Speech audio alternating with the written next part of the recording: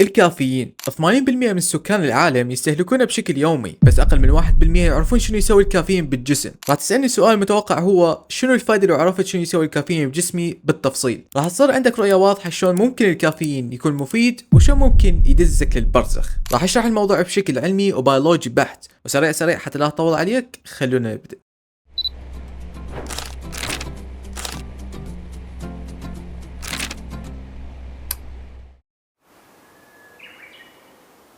تقعد الصبح دايخ شوية وتركيزك ضايع لأن الأدينوسين بعد معبي المستقبلات اللي بدماغك، وركز لي على الأدينوسين والمستقبلات لأن بعدين راح تعرف شنو فايدتها. أنت راح تشرب القهوة أو مشروب الطاقة ويبدي المشروب ينزل طبيعي لمعدتك، وبعدين ينزل الأمعاء ويتم امتصاصه ويروح للكبد حتى يتم تكسيره أو تسهيل استهلاكه بالجسم، وهاي العملية كلها تاخذ ساعة كحد أقصى. راح يمشي الكافيين بالجسم من خلال مجرى الدم، بس الكافيين ماخذ خاوة أو مستقوي على حاجز اسمه البي بي بي. هذا الحاجز يفصل بين مجرى الدم وبين النظام العصبي المركزي للجسم. ورا ما دخل الكافيين للنظام العصبي راح يسوي حركة بقمة الوقاحة، الا وهي راح يروح لمستقبلات الادونسين ويقعد بدال الادونسين. فهذا الادونسين خطية حاجز المكان وجاي يقعد بيه قبل يشوف الكافيين ماخذ مكانه حاله حال الحواسم، فهيج ما راح يرسل النظام العصبي اشارة للدماغ حتى يفرز هرمون الميلاتونين اللي يخليك تنام، وبالتالي ما راح تحس باي نعاس ولا دوخة. وراها ينفرز الكورتيزول والدوبامين والنور ادرينالين والهستامين اللي هم كلهم وظيفتهم يخلوك متيقظ ومركز. وهذا ملخص عمل الكافيين بالجسم. لو جيت تشرب كمية من القهوة أو مشروب الطاقة ما تتجاوز 400 مليلتر فأنت بالمنطقة السليمة، بس إذا بدأت تكثر وتشرب أوقات متأخرة فأنت هنا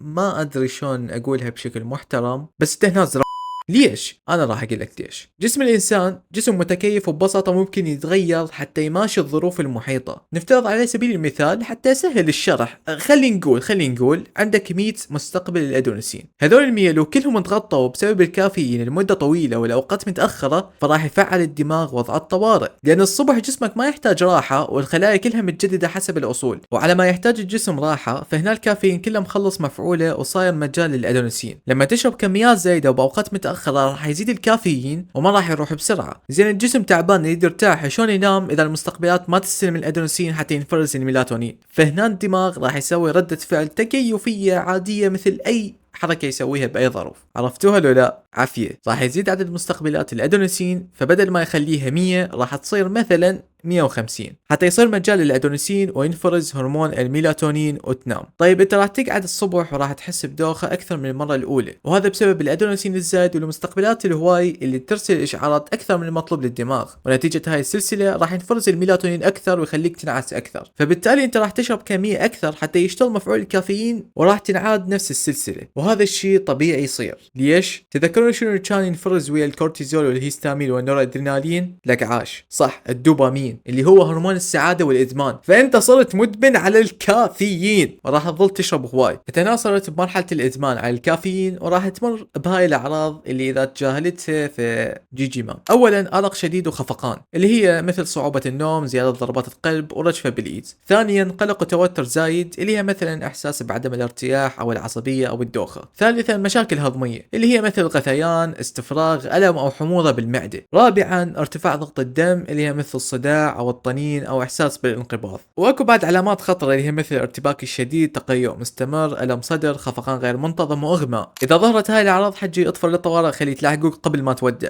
أوكي أنت هسه عرفت كل شيء وعلى الأغلب راح تقول لي هسه أنا ندمت وأريد أرجع لطبيعتي، أقدر ولا لا وشلون؟ حجي أنا قلت لك جسم الإنسان متكيف، تقدر ترجع لحالتك الطبيعية بس بشروط. أول شيء تقطع الكافيين لحد ما ترجع لطبيعتك. ثانيا إذا حسيت بنعاس أو تعب بنص اليوم اخذ قيلولة حتى الدماغ يعرف إنه هاي الكمية من الميلاتونين كافية حتى تخليك تنام، ولا تخلي القيلولة تقل عن نص ساعة وما تزيد عن ساعة ونص، وورا شهر راح ترجع طبيعي وتقدر تشرب القهوة بكميات قليلة بدون مشاكل. وبس لهنا وصلنا لنهاية الفيديو. لا تنسون اللايك والاشتراك وتفعيل زر الجرس، ومع السلامة يا حبيبي.